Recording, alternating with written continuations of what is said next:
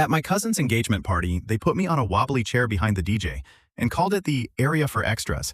So I took back my expensive gift and left. Months later, my aunt arrived at the family farmhouse, then saw my name on the deed. At my cousin Nathan's engagement party, I was assigned a wobbly plastic lawn chair behind the DJ booth, right beside a stack of disposable cups and a cooler. His fiancée looked over with a thin smile and said, "That's the area for extras." So I stood up, walked back to the gift table, picked up the expensive present I had brought for them, and said, "Then this extra gift can come home with me." Nathan nearly went across the dessert table trying to stop me. But to understand why that moment mattered so much, I need to go back. My name is Connor. I'm 31 years old. I work in product design, and I've always been the quiet one in my family. I listen more than I speak. I show up when I'm invited, bring a thoughtful gift, help when someone needs an extra pair of hands, and stay away from the spotlight. That has always been my nature. Growing up, I was never the loudest person in the room, never the most competitive, and never the one trying to make every conversation about myself. I liked living that way. As my extended family became louder and more competitive over the years, I kept my head down, built a stable career, and focused on creating a life that I did not need to advertise at every holiday dinner. I never felt the need to announce every promotion, every purchase, or every personal success. Still, there is a difference between choosing not to seek attention and allowing people to treat you as though you are invisible. For the last few years, that line had become harder and harder to see. I come from one of those large, noisy families where nearly everyone believes they are the central character. My mother is one of 5 siblings, and every one of them had at least 2 children. Our holidays were always chaotic. There were plastic folding chairs packed into every available corner, mismatched casserole dishes covering the kitchen counters, and at least 16 people speaking at the same time. Most of my relatives were relatively normal, but a few personalities stood out. The most obvious was my Aunt Denise, Nathan's mother. Denise had always possessed 2 unusual talents. She could turn almost any compliment into an insult, and she could create a social hierarchy in a room where none had existed 5 minutes earlier. She was the kind of person who would hug me at Thanksgiving, examine my face, and say, "Oh, sweetheart, you look exhausted. Are you getting enough iron?" Later, while everyone was eating dessert, she might corner me and ask whether I was seeing anyone. When I said no, she would smile sympathetically and tell me that not everyone needed to settle down. Nathan was her pride and joy, and he had grown up hearing that he was exceptional. From kindergarten onward, he was the golden child. He earned excellent grades, played sports, became prom king, and was constantly described as someone who naturally understood how success worked. No matter what anyone else accomplished, Denise always found a way to compare it to Nathan. For a long time, I did not resent him. We had actually been close when we were children. We played together during family gatherings, spent summers at our grandfather's property, and shared jokes that no one else understood. Somewhere around college, however, something changed. Nathan became increasingly curated. Every outfit looked as though he were on his way to a vineyard tasting. Every photograph appeared planned. Every person he dated seemed chosen for a specific role in the image he wanted to create. By the time he met Vanessa, the woman who would eventually become his fiancée, he had transformed into someone who seemed to live inside a carefully managed television show. Vanessa was beautiful, ambitious, charming, and relentlessly polished.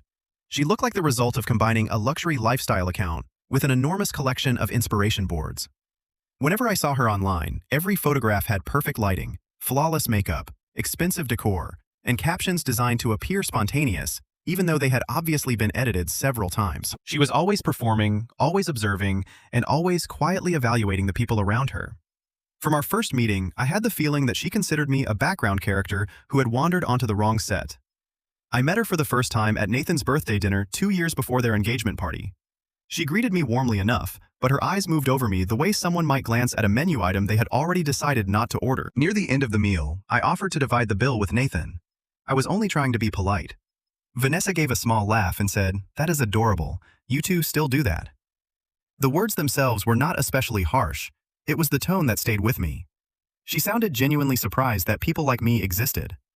After that, I saw her at family gatherings, holidays, birthdays, and occasional dinners. Every interaction felt the same. I was quietly examined, measured, and dismissed. Her behavior was rarely openly rude. In some ways, that made it worse. She used soft smiles and polite indifference. I never seemed important enough for her to dislike. I was simply someone she could overlook. Even so, when Nathan announced their engagement, I tried to be gracious. I sent a sincere congratulatory message, accepted the invitation to their engagement party, and spent more money than I probably should have on a gift. I bought them a handmade Italian espresso set from a small local boutique. I did not even drink coffee, but I remembered Nathan mentioning that Vanessa considered herself a coffee expert. I thought the gift would suit them. The set was wrapped carefully in tissue paper. I included a card that read, "Wishing you years of strong coffee and even stronger love." It was slightly sentimental, but I meant every word. The engagement celebration took place in Denise's backyard. She had transformed the property into what she proudly described as a rustic chic lounge experience.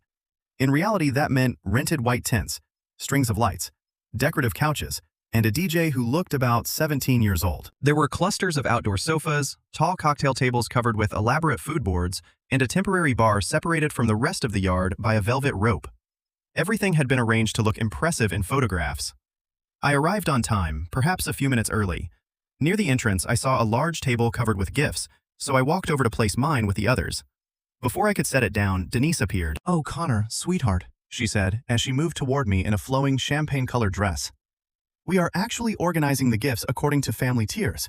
Could you place yours farther back, near the drinks?" I stared at her. Family tiers? She laughed as though I had misunderstood something obvious. "It is just for fun. Immediate family is in front, then extended relatives, then plus ones and general guests." She waved toward the far corner of the yard. "It is all being photographed for Vanessa's blog." I hesitated with the gift still in my hands. Right, of course. I walked across the yard, passing groups of smiling relatives drinking sparkling wine and recording videos for social media. Eventually, I found the area Denise had indicated. The so-called secondary gift section was one folding table beside the trash container near the bar. Only two presents were there. One was a bottle inside a wine bag. The other was a small wrapped box that looked as though it had come from a convenience store. I stood there for a moment staring at them. Then I placed my carefully wrapped espresso set beside the other gifts and tried to convince myself that the arrangement did not matter. As I returned toward the main area, Vanessa intercepted me. "Oh, Connor," she said with a narrow smile. "I did not see you arrive." Her eyes moved over my clothes. "You look comfortable." The temperature was around 92 degrees. I had worn dark slacks and a clean, short-sleeved button-up shirt. "Thank you," I replied. She tilted her head. "Make yourself at home." We arranged a small area for overflow seating. It is extremely cozy.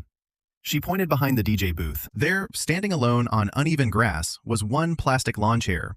The chair leaned slightly to one side. Behind it sat a stack of disposable cups and a large cooler. There was no table, no shade, and no other seating nearby. That single, unstable chair was apparently my assigned place. I forced a smile. Overflow Vanessa gave an exaggerated, apologetic shrug. "You know how these things are. Everyone wanted to be here." I did not respond. I simply nodded, walked behind the DJ booth, and sat down as though the arrangement were completely normal. The chair squeaked beneath me. One leg pressed unevenly into the grass. From where I sat, I could hear heavy music coming through the speakers, ice moving inside cocktail glasses, and groups of people laughing together. No one else was within 10 feet of me. I had not simply been placed at the edge of the party. I had been assigned to an unofficial isolation area. As I adjusted myself on the unstable chair, Vanessa leaned toward the DJ. With the same little smile, she said, "That is the area for extras." She did not whisper. She wanted me to hear. For a few seconds, I did not move. Something tightened inside my chest. It was not explosive anger. It was colder than that. It was clarity. For years, I had watched this family dynamic develop. I had noticed the quiet exclusions, the unequal treatment, the forgotten invitations, and the subtle comments. Until that moment, no one had ever said the truth directly. According to them, I was an extra. I was the side character. I was invited to fill space, improve appearances, and provide another name for the guest list. I was not invited because anyone genuinely wanted me there. I looked toward Vanessa. She had already turned away. She was surrounded by bridesmaids and glasses of sparkling wine, smiling as though I had disappeared. That was when I stood up. I walked back to the secondary gift table, picked up the espresso set, moved past the velvet rope, and headed toward the exit. I was halfway across the yard when Nathan finally noticed. His eyes widened. "Connor, wait! What are you doing?" He hurried toward me so quickly that he knocked a plate of macaroons from the edge of the dessert table. I looked at him and kept my voice as calm as possible. "I am taking back my extra gift." "What?" His forehead tightened. "What are you talking about? Ask your fiancé or ask your mother. They seem to understand the seating system." Then I continued walking. I passed silent relatives, a confused DJ, and several cousins staring with wide eyes. No one said another word. Not yet. What happened afterward was when everything truly began. I did not completely remove myself from the family after the engagement party. Looking back, part of me wishes I had. It might have made everything easier. Families rarely allow clean departures, especially families like mine. Every relationship is wrapped in tradition, obligation, guilt, and appearances. No one talks honestly about tension until the pressure becomes impossible to ignore. For several weeks after the party, everything remained quiet. No one contacted me. There was no apology, no explanation, and no attempt to understand what had happened. I did not pursue anyone either. I returned to work, spent time with friends, and started exercising again after several months away from the gym. I told myself that I had finally reached a place where their opinions no longer mattered. That was not completely true. I cared. Perhaps I did not care what Vanessa thought, but I cared about Nathan. I cared about my aunt. I cared that my own mother called the day after the party not to ask whether I was all right, but to tell me that I had embarrassed Denise. I stood silently with the phone against my ear, while my mother explained how much work Denise had put into the celebration. She said Vanessa was overwhelmed, and that brides sometimes behave differently under pressure. Then she said, "Honestly, Connor, it was not worth creating a scene over a chair. A chair. That was all they believed it was. The years of quiet exclusion did not matter. The subtle insults did not matter. The repeated oversights did not matter. According to them, I had become emotional because of a piece of plastic furniture." My mother eventually added, "You have always been sensitive. You need to learn how to let things pass." For the first time in my life, I ended the call while she was still speaking. After that conversation, Nathan did not contact me for 2 months. There were no messages, no calls, and no attempts to explain. Then, in the middle of July, a message appeared on my phone. "Hey man, can we talk?" I stared at it for a long time before replying. "Sure." Nathan called almost immediately. His voice was cautious, as though every sentence had been prepared in advance. "I have been thinking about what happened at the engagement party," he said. "Vanessa should not have made that comment. I should have said something. I did not realize it affected you that much." I remained quiet for a moment. I did not realize I was expected to accept being treated like background noise. There was a pause. "I understand. I am sorry. I genuinely am." For a few seconds, I almost believed him. Then he continued. "Vanessa has been under enormous pressure. Planning the wedding is intense. She did not mean anything by it." There it was, the shift. The apology slowly became an explanation. The explanation became an excuse. The event was being rewritten in a way that allowed everything to remain unchanged. Still, I tried to meet him halfway.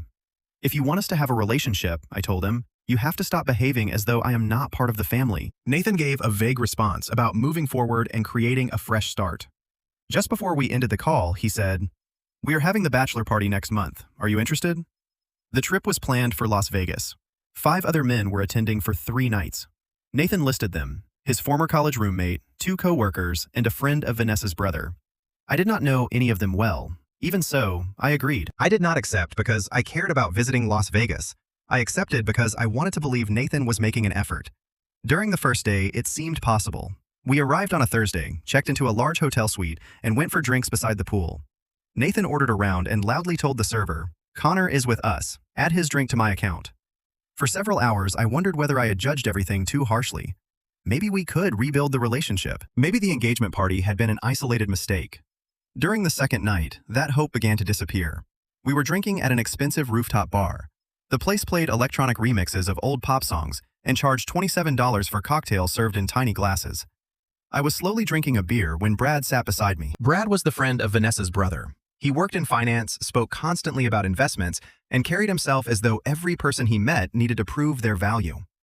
After several minutes, he leaned closer. "How do you know Nathan?" I thought he was joking. "He is my cousin," Brad laughed. "Seriously, I thought you were someone's +1. I gave him a tight smile.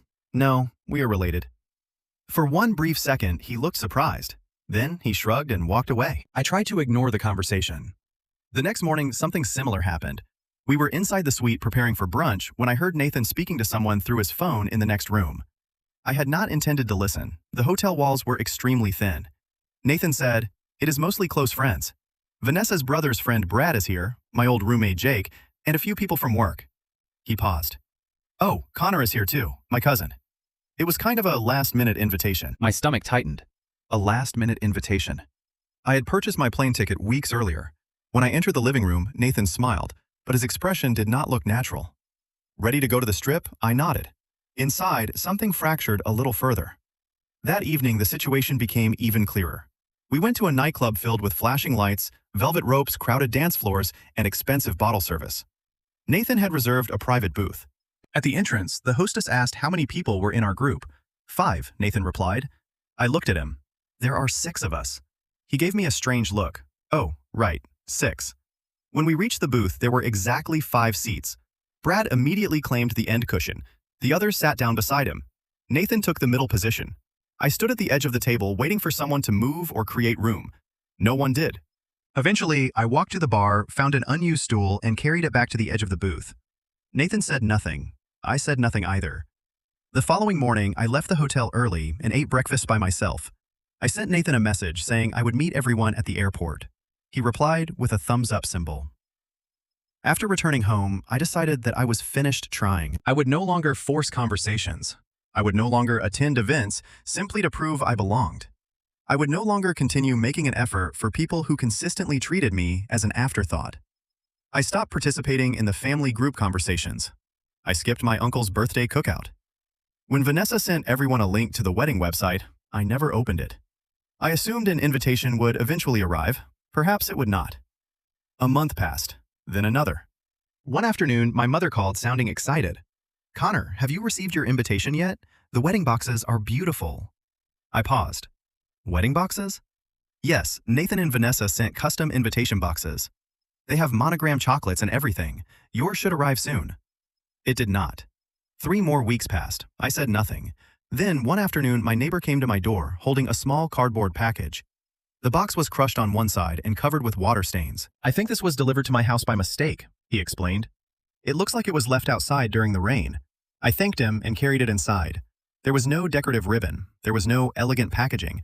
There were no personalized chocolates. Inside, I found a bent invitation with blurred ink. The RSVP section was empty, and the return envelope was missing. I sat on my couch, holding the damaged card for a long time. Eventually, I called my mother. I am curious. What did your invitation box look like?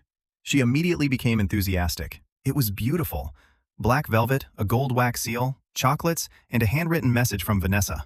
I described the package I had received. My mother became silent. That must have been an error, she finally said. It was not an error. 3 days later, I saw Denise at the grocery store.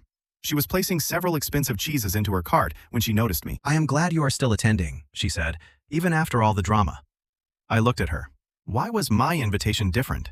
She adjusted an item in her cart. Vanessa was uncertain whether you would feel comfortable attending, so she wanted to keep things low pressure. That is why you received the simpler invitation. The simpler invitation. Do not become overly sensitive, Connor. Not everything is about you. For a moment, I wanted to tell her exactly what I thought. Instead, I smiled. Something calm and cold settled inside me. That was the moment I finally understood. They did not truly want me at the wedding. They wanted to appear as though they had included me. They wanted enough evidence to claim that an invitation had been sent, but not enough warmth to make me feel welcome. It was worse than simply being excluded. I had been strategically minimized. They expected me to remain quiet, harmless, and grateful for whatever space they offered. What they did not realize was that I had been paying attention for years. I remembered every comment, every arrangement, every excuse, and every moment when I was expected to accept less without questioning it. Still, before I could decide what my future relationship with them would look like, the situation became even more painful. I did not attend the wedding. That is the simplest explanation. The decision was not dramatic.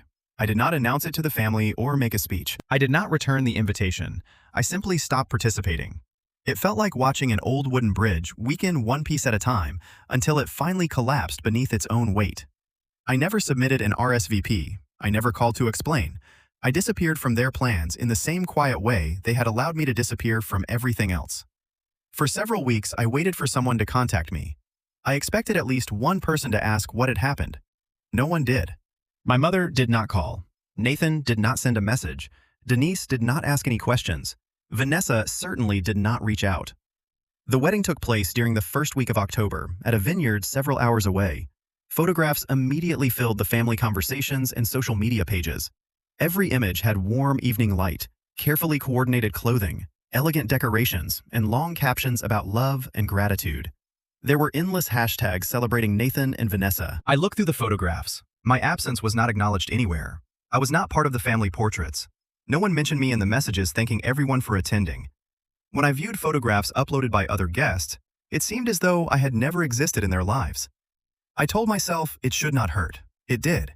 The feeling was deeper than being forgotten on a birthday or left out of a dinner. It was the hollow realization that I had never truly belonged to something I believed was mine. It felt like being removed from a story without being told that my role had ended. That winter was difficult. There was not one specific event responsible for it. It was the accumulated weight of everything: loneliness, anger, disappointment, and the slow loss of trust in people I had known my entire life. Some days I went to work, completed my responsibilities, returned home, and realized that I had not spoken honestly to anyone. I opened the refrigerator and discovered that I had not purchased groceries in more than a week. Sometimes I simply closed the door and stopped caring. I lost weight. My skin became pale. Most evenings, my apartment remained dark, except for the blue light from whatever program I was watching without paying attention. In December, I became ill. It was only a severe seasonal flu, but I spent 5 days exhausted and weak. There is something about being sick alone that makes adulthood disappear. I felt like a child again. I wanted someone to bring soup, check my temperature, or tell me that everything would be all right. One night, I lay on my couch beneath several blankets and tried to think of someone I could call. No name came to mind.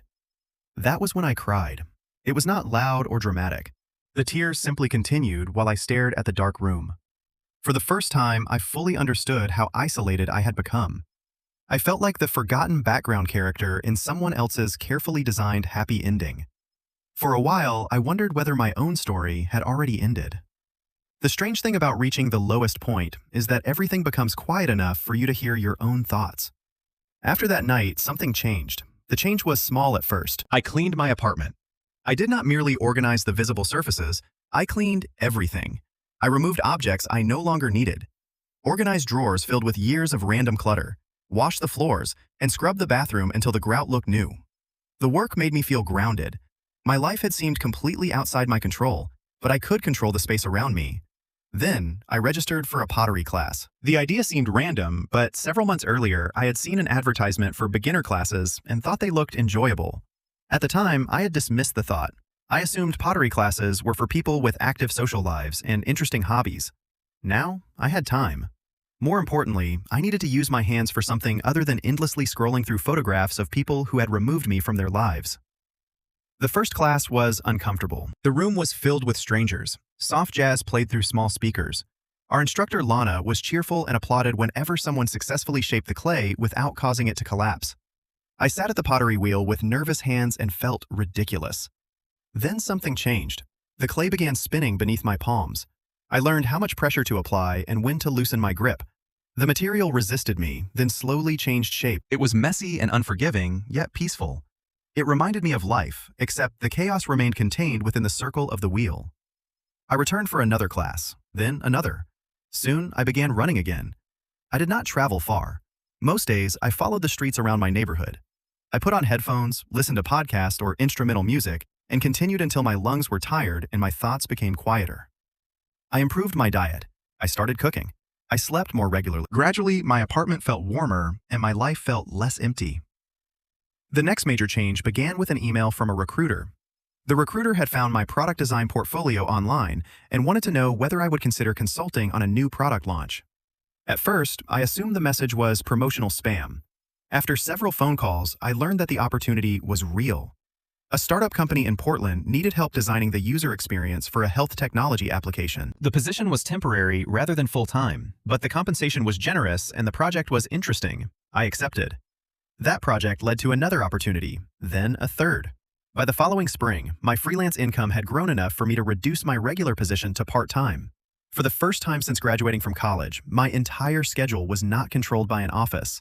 I had flexibility. I had independence. Most importantly, I had clarity. I started writing in a journal. The idea sounded sentimental, but it helped. I recorded everything I had never said. I wrote about the engagement party, the unstable chair, the invitation, the Las Vegas trip, and the years of small comments I had ignored. I described the emotions I had hidden beneath forced politeness. As the pages filled, I began to understand something important. I was not invisible. I was not unimportant. I had simply remained too long inside the wrong story. People like Vanessa and Denise design their lives the same way they design social media pages.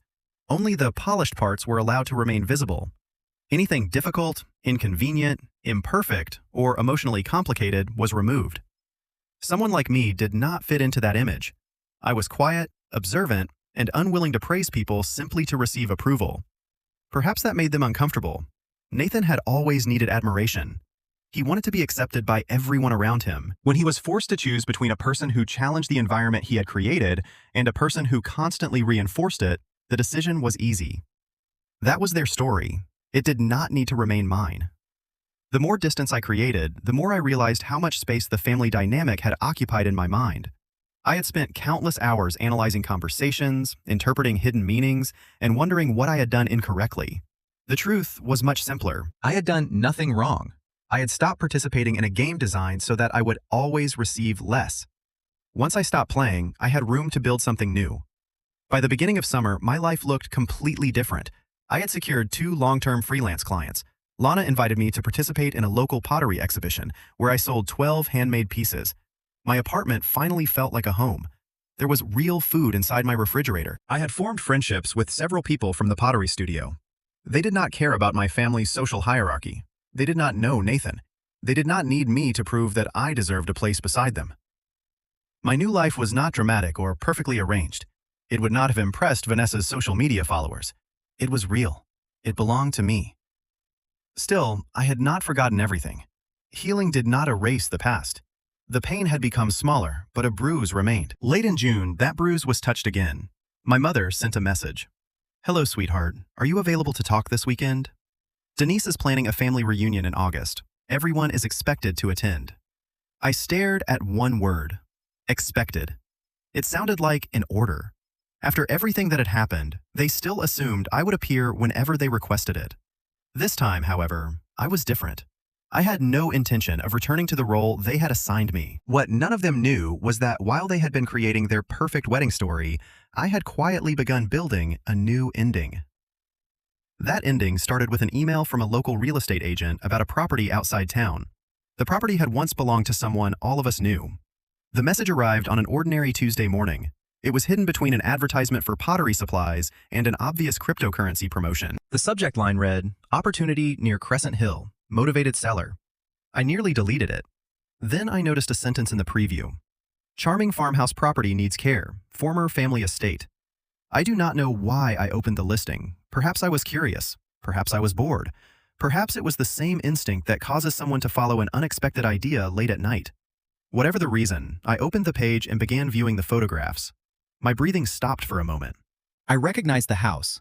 It was the property Denise had received control of after my grandfather passed away almost 10 years earlier. She had mentioned the house at nearly every family event. It had a large wraparound porch, several old apple trees, and an overgrown garden she described as historic, even though she rarely maintained it. The property was being sold quietly. There was no public sign near the road. Denise had made no announcement. There were no photographs on her social media pages. The listing used phrases such as motivated seller, as-is condition, and excellent restoration opportunity. Then I remembered the history of the property. My grandfather had not originally left the house only to Denise. His will divided ownership equally among all 5 of his children. He hoped they would maintain the property together, share it, and use it for family gatherings. He called it a family retreat. That was not what happened. Denise persuaded her siblings to transfer their ownership shares to her. She promised the house would always remain in the family. She assured everyone that they could use it whenever they wished. Soon afterward, she installed security cameras, changed the locks, and began telling relatives that the plumbing needed extensive repairs. The situation had always bothered me. Years earlier, I heard my mother complain about it. She told me, "Your aunt may not be doing anything legally wrong, but this is not what your grandfather wanted." Now Denise was quietly selling the property she had promised to preserve. I began investigating. I called the real estate agent and introduced myself as an interested buyer. I requested a private tour. She was happy to arrange one. The property was in poor condition. The shutters were faded. The grass had grown far too high. An old metal swing set stood in the backyard and looked as though one severe storm might finally bring it down. Inside the house smelled like dust and stored clothing. Despite years of neglect, the structure was strong. The hardwood floors remained intact. The ceilings were high. The original decorative molding still surrounded the doors and windows. Most importantly, the asking price was far below the value of similar properties. Denise had ignored maintenance for so long that she wanted a quick sale. I thanked the agent, said I needed time to think, and drove home with my heart beating rapidly. That evening, I called Rami. I had met Rami through the pottery studio. He was quiet, practical, and had experience investing in real estate. I explained the property, the family history, and the secret sale. He immediately became interested. "Do you want to live there?" he asked. I considered the question. Not exactly. The house carried too many memories. I did not want it as my home. I wanted ownership because I believed the property deserved a better future. I wanted to recover what Denise had quietly taken from everyone else. I wanted to do it legally, calmly, and without creating unnecessary attention. Then I developed a plan. The first challenge was financing.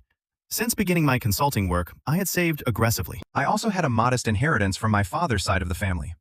Together, those funds were enough for a substantial down payment. I could finance the remaining costs through a business loan because I did not intend to use the house only as a residence. I wanted to transform it into a community studio and event space. The area needed a creative center. The property could contain pottery workshops, art studios, classes, exhibitions, nonprofit events, and community programs. I calculated expenses. I spoke with the bank. I consulted a contractor. After receiving preliminary approval, I called the real estate agent. "I would like to submit an offer." She sounded surprised. "Already?" "Yes. Full asking price, fast closing, and no unnecessary delays." There was a short pause. "That sounds excellent. I will prepare the documents." The paperwork arrived the following morning. Near the bottom of the disclosure form, the seller's name appeared in bold letters: Denise Mallory. I looked at the name for a long time. I was not uncertain. I understood that the moment represented a major change. I was not merely purchasing a building. I was purchasing the property Denise had used as a symbol of status for years. It was the house she controlled whenever she wanted power over family gatherings. It was the house she had promised never to sell because, according to her, family legacy was important. She did not know who was making the offer. I submitted the documents through a business entity and used only the necessary legal information. The offer was accepted within 4 days. Denise never attended the final meeting. Her attorney completed the transaction. 2 weeks later, the deed was in my hands. I owned 327 Lawson Lane. I told no one. Not yet. I wanted to reveal the truth at the right moment. While Denise continued living as though nothing had changed, hosting wine evenings with Vanessa and displaying carefully arranged family photographs, I began restoring the property she had allowed to deteriorate. I hired a contractor. Rami helped organize the work crews. We repainted the exterior. We repaired the landscaping. We replaced damaged plumbing. We strengthened the old porch supports. The outdated kitchen was removed and replaced with clean, practical counters and modern equipment. The upstairs bedrooms became bright studio spaces with improved lighting and sound insulation. The garage was converted into a fully ventilated pottery workshop. The finished property was beautiful. More importantly, it was useful. I obtained the required business approvals and named the space the Orchard House Collective. Then I contacted local artists, ceramic makers, schools, and nonprofit organizations. I offered free space for community art evenings. We created beginner workshops for children during weekends. I partnered with a local coffee company to serve drinks during public studio hours. By August, there was already a waiting list for studio rentals. At the center of everything was me. I was no longer standing behind someone else's celebration. I was not an extra. I was the owner, the organizer, and the person who recognized value in a place someone else had treated like a trophy. I still told no one in my family. The timing had not arrived. Then I remembered an important detail. Denise planned to hold the August family reunion at the farmhouse. She still spoke about the property as though it belonged to her. During her family messages, she repeatedly described the event as a return to the family estate. She apparently assumed the new owner would allow her to continue using the property, or she believed the sale had not yet become public knowledge. Either way, she had not contacted me. The Orchard House Collective had already scheduled its monthly community open house for the same weekend. I contacted the local Arts Council representative who was helping promote our programs and adjusted several minor details. By the time Denise arrived for what she believed would be a private family gathering, the property would be filled with artists, families, neighbors, coffee music, and community activities. Near the entrance, a large banner would read, "Welcome to the Orchard House Collective, owned and operated by Connor Reeves." That was only the beginning. The day of the reunion arrived slowly, like a heavy summer storm. It was late August, and the air felt thick and damp. Cicadas filled the trees with noise. The sun heated the road and gravel driveway. I woke before sunrise and checked every detail. The Orchard House Collective looked incredible. Fresh white paint covered the porch railings. Handmade banners stretched between the apple trees. Long tables were decorated with simple fabric runners, wildflowers inside glass jars, local pastries, and several large containers of fresh coffee. A student from one of our weekend programs played acoustic guitar near the porch. Children moved across the lawn carrying paintbrushes and small clay animals. Visitors began arriving early. There were neighbors, artists, parents, students, and curious residents from town. The community open house was active long before the family reunion was scheduled to begin. Denise had no idea. Her final message in the family conversation contained far too many exclamation marks. The family reunion begins at 2 o'clock sharp at the farmhouse. Bring chairs, sunscreen, and lots of love. What she did not understand was that the farmhouse no longer belonged to her. I did not prepare a speech. I did not hide. I stood beside the porch steps holding coffee and welcoming visitors. I looked exactly like what I had become, the relaxed owner of a successful community art space. At exactly 1:57 in the afternoon, a silver Lexus entered the gravel driveway. Denise always drove slowly on unpaved roads because she disliked dust on her vehicle. The car stopped near the edge of the property. Nathan stepped out of the passenger side. Even from across the lawn, I saw confusion appear on his face. He examined the banner's activity tables, decorations, and visitors. He leaned toward the driver's side and said something to Denise. A moment later, she emerged. She wore white linen pants, enormous sunglasses, and a wide-brimmed hat that probably looked elegant in her imagination. The two of them remained beside the car. I calmly drank my coffee. Nathan noticed me first. His forehead tightened. He began walking in my direction. At first he moved slowly, then he increased his pace. "Connor," he called. "What is happening?" "A community open house." He looked around. "What?" "We organize one every month." Denise approached behind him. Her shoes pressed sharply into the gravel. She looked at me as though I were an unexpected problem. "I am sorry," she said. "What is going on?" "We scheduled a family reunion here. I thought it would be easier to explain in person," I replied, "since you invited the entire family to my property." She stopped. "Your property?" I removed a folded document from my back pocket. It was a copy of the deed with the important information highlighted. "I purchased the house in April. I repaired it and transformed it into a community art center. You are welcome to see the building." The color faded beneath her makeup. "You deceived me." Her voice sounded thin.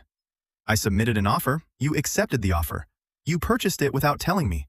You sold it without telling the family." She stared at me. "This was private. This was the house Grandpa wanted his children to share. You obtained everyone's ownership, changed the locks, neglected the property, and sold it quietly." Denise opened her mouth, but did not respond. Nathan looked from her to me. "Wait, you are the buyer?" "Yes." He turned toward his mother. "You never told anyone you were selling the house." I folded the document. Apparently, keeping property decisions private is acceptable. At that moment, the rest of the family began arriving. Cars entered the driveway one after another. My cousins, aunts, and uncles stepped onto the lawn, carrying food containers, folding chairs, bags, and coolers. Their expressions changed rapidly, from confusion to surprise. They saw the restored house, the art booths, the children's activities, and the community banner. My mother was the first person to approach. She looked at the signs, then she looked at me. "Connor, what is this?" "The Orchard House Collective. What does that mean?" "It belongs to me. I purchased the property in April. It is now a community art cooperative and studio." Her voice became quiet. "You own the house?" "Yes, and the reunion." I gestured toward the lawn. "Everyone is welcome to remain. There is food, coffee, music, and plenty of space. The children are decorating birdhouses beneath the oak tree. Make yourselves comfortable." Denise narrowed her eyes. "You deliberately arranged this to embarrass me." I looked at her. "No, your decisions created this situation. I simply allowed everyone to see the result. Then I walked away. I did not raise my voice. I did not celebrate her discomfort. I did not need to. The consequences were already unfolding." As relatives moved through the property, the story spread quickly. My cousin Lauren approached and hugged me tightly. "Good for you," she whispered. My Uncle Jeff placed a hand on my shoulder and congratulated me. Even Aunt Carol, who rarely praised anyone, looked toward Denise and said, "Someone finally needed to say something." Denise remained near the porch. For the first time, she appeared out of place in the house she had once treated as her personal kingdom. Several visitors attempted to speak with her, but she dismissed them. Eventually, she returned to her car. She left without speaking to the family and without saying goodbye. Nathan stayed longer. I found him near the pottery station while I helped a young girl press her initials into a clay pendant. He stood quietly for a moment. "You really created all of this?" "Yes." "Why?" I looked at him. "Because I became tired of being treated as though I did not matter. I stopped waiting for someone to give me permission to build a life. Nathan did not argue. He did not apologize. He watched the child holding the clay pendant. Finally, he said, "This place is nice." Then he walked away. During the following weeks, several family relationships changed. My mother called more frequently. Instead of criticizing my decisions, she asked questions about the studio. One afternoon, she visited with a basket of muffins. Before leaving, she said she was proud of me. I could not remember the last time I had heard those words from her. Nathan did not contact me again. Denise remained silent. I expected both reactions. Then Vanessa sent a message. "Clever move. It is unfortunate that you needed to make everything about yourself." I laughed. Then I blocked her number. The truth was that none of this had been about embarrassing anyone. It had not been about creating a public argument or proving that I was more important. It was about reclaiming the space I had every right to occupy. It was about transforming a place connected to years of exclusion into something larger, stronger, and more meaningful than the people who had used it for status. I had not simply purchased an old house, I had restored it. I had created studios, classrooms, workshops, friendships, and opportunities. I had created a place where people were welcomed because they wanted to learn, make something, and belong. I accomplished it without asking for permission. I accomplished it without waiting for applause. I accomplished it without accepting the role my family had written for me. For years, I believed being quiet meant I needed to remain in the background. I believed patience required accepting disrespect. I believed family belonging was something other people could give or remove whenever they wished. I finally understood that none of those beliefs were true. I was never an extra. I was the author. And the final scene belonged to me.